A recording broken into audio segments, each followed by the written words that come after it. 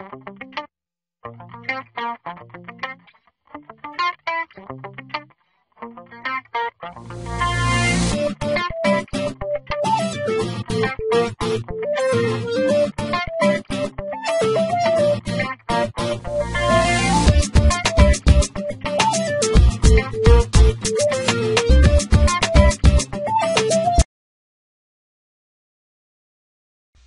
entrepreneur, this is Mark Newsom, Mr. Marketing. Welcome to this special presentation entitled Why Offline Direct Mail Marketing and Online SEO, believe it or not, have more in common than you think.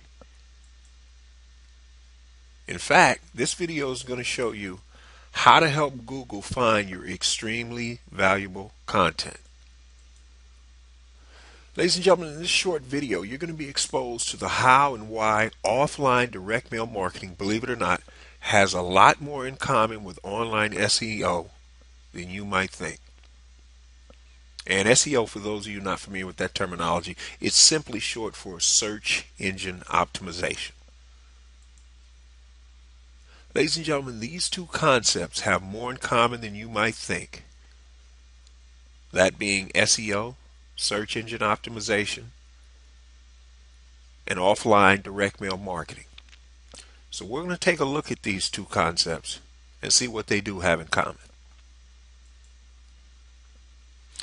Ladies and gentlemen, this is a screenshot of the dashboard of my WordPress blog, and the reason why I'm doing this with the slides as opposed to real time is because sometime when you're using Camtasia, it takes up so much power, it sort of records slower, and as you're trying to move back and forth between the different pages, the video and the audio get out of sync, and I didn't want that to happen, so that's why I'm just doing these with the PowerPoint slides. Now, first of all, if you look up here at the very top, you see this WordPress SEO by Yoast, where this arrow is. This is a free plugin that I'm actually using, and where these red boxes are, we're going to go through this and you're going to see what this plugin does. Now, first of all, you see where it says focus keyword. The word we're trying to optimize or rank for is creative marketing. Now, look at this box here. The first thing it says is your focus keyword was found in, and then it's either going to give you a yes or a no. In this case, thank goodness we got all yeses. It says article heading, yes. Page title, yes. Page URL, yes. Content, yes. And you see it's given numbers, figures between or next to each one. Then it says meta description, yes.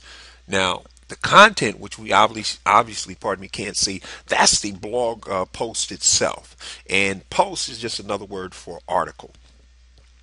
So what they're saying is they found this particular word that we're trying to optimize or rank for at least 5 times in the content. Now, there's something you need to be aware of called keyword stuffing. And what this means is when you write a post and you're trying to optimize for a specific term or long tail, keyword phrase, the software has a tendency, if you're using paid software like Daniel Tan's SEO Presser, which is an excellent product, it will count the number of times that particular keyword appears, say, per every 100 words, and then it'll give you a figure like 2%, 3%, 5%, whatever. And that's referred to as the keyword density, in reality, the keyword density percentage. So as a general rule of thumb, try not to use your keyword that you're trying to rank for more than once every 100 words. And under no circumstances try to go above 4 or 5%, because you might fall into the category of keyword stuffing. Now look down here where it says SEO title. This is the title over here, and then there you can see the word creative marketing. And then down here it says meta description, and if you go all the way over here to the title, to the right, you'll see that it says creative marketing over there. So the point is, this free plugin is giving you an idea of where you stand. Sometimes if you look, you'll get some no's and some yeses. You want to get as many yeses as you can possibly get when you are trying to optimize for a specific term. And basically, just to recap, you want to have it in the article heading, your page title, If you look up here where it says URL, you see this is the URL. And again, you can see there's the word we're trying to optimize for, and you want to have it, of course, in your content, and you want to have it in the meta description. And the meta description is just a way of when the person is looking at the listing that you're going to have in the major search engines like Google, they kind of want to know what it's about. So it's kind of like a where you're summarizing, if you will, what the particular blog post is about.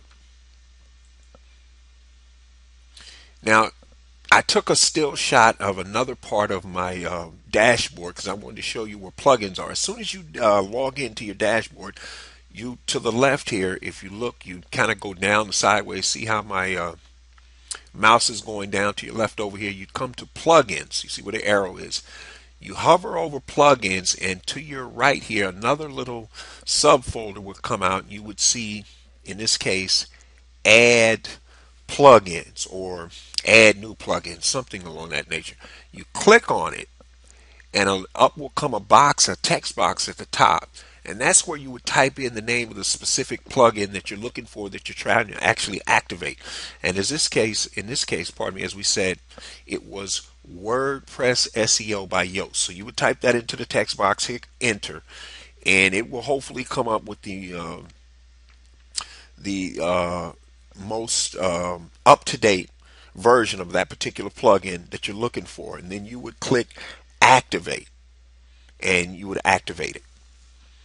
So I just wanted to show you that. If I was doing this in real time, pardon me, I could put my mouse right over plugins. You would see the little box come up, and I could show you. But again, sometimes it gets so far out of sync that I just didn't want to do that, and that's why I'm showing it to you this way. Now, the other thing is, off to the right, you still be on your dashboard, and just pretend you were looking at an entire page here, but this is in the middle here because I centered it, but it would be off over here to the right. I wanted to show you, see this first box up here where it says add, and this is hopefully you can see it, it's a text box here. This term that I'm trying to rank for, creative marketing, you type that in there, you put a comma, you click add, and depending on how many keywords you're actually trying to go after, you'd simply type them in, hit add, put a comma, hit add, so you separate them. In other words, in this particular case, I only use the one, creative marketing. I hit add. Now, if you come down here where it says preview, see where it says schedule. Today, actually, ladies and gentlemen, is November 29th, the day after Thanksgiving. And I just wanted to show you this. See where it says scheduled for? This is actually scheduled for, this particular post is going to go live or be published, if you will, on December 2nd, 2013. So that's this coming Tuesday. So what you do, you click edit, and then you simply put in the time that you want the post to actually go live sometime in the future. Like sometime if people know they're going to go on vacation, they'll, write several blog posts out, and then they just schedule them so that they come out, whatever schedule they want, one every other day, or if they do 5 in a row, whatever the case may be. But you simply put the dates in, the time, click edit, and then right underneath that, you see here where it says SEO. This little ball is either going to be green, this is good, which means that they're saying, hey, you pretty much optimize it, to their liking, is satisfactory, or it might be yellow, which is the next step under, which is like, it's okay. That's where, remember that box where we had the yeses? That's where you might have a few reds, or I'm sorry, it'll say no, but it'll be in red, or you'll have some greens. In this case, as you remember, we had all greens, or it'll be in red, which means they're saying to you, you know what, you haven't optimized this very good. Now, in case you haven't figured out, you're saying, well, yeah, Mark, you're saying that online SEO is like offline direct mail marketing. How can that be? Here's the analogy. Imagine you were to send a letter. Let's say you're on the East Coast in New York, and you're going to send a letter to a friend or relative in California. Well, suppose you just put your name, no return address, and then you just put say San Jose, California. How the heck is that carrier supposed to know specifically where this letter's supposed to go? You follow me? Now, the other thing is, let's suppose you put California, and then you put down, let's say there's an apartment complex called Village Estates, but there's 30 apartments in there. Specifically, who are you sending this to? Then you need to say Mr. and Mrs. Jones, or Joe Jones, or Susie Jones, apartment 5, Village Estates, San Jose, California, and whatever the zip code is. You see how you're being more and more and more and more specific? That's exactly why you have to optimize. This is what's referred to, by the way, as on-page optimization. In other words, what you do to your blog post or your website or blog. Off-page is when somebody links to you and points back to your site. In other words, if there was a blog post on your blog and I link to it, I'm pointing back to you. In other words, giving you a vote, we like to say, or a reference. That's what we refer to as off-page SEO. And both of these are combined. In other words, you can do everything right with on-page optimization. But if you don't have enough what we call quality backlinks pointing back to your site, and the definition for you and I, as far as we're concerned, the definition of a quality backlink means the site that's linking to you has what's referred to as a high page rank, say a 5 and above.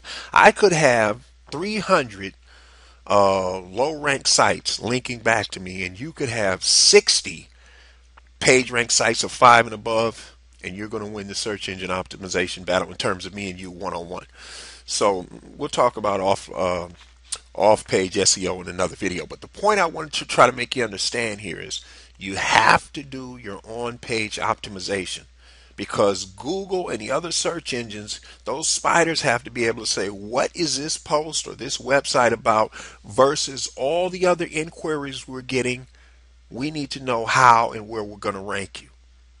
So the more information you can give them, and hopefully more better, higher quality backlinks you can give them, the higher up in the search engines, free traffic, ladies and gentlemen, that you'll get. So I hope, ladies and gentlemen, this answers the question of how direct mail marketing, offline direct mail marketing, if you will, is a lot like on-page SEO, and they have more in common than you think. Now, with that said, for those of you who want to discover how you're going to add an additional 25% more gross profit to your bottom line, do so in the next 90 days or less without having to add any new customers or clients, then entrepreneur, grab that free 9-page special report, read it, and apply it. Head over to youcanmarketonlinenow.com/sales, because that's where you get it. This is Mark Newsom, Mr. Marketing. We'll see you again next time on the Marketing Minute.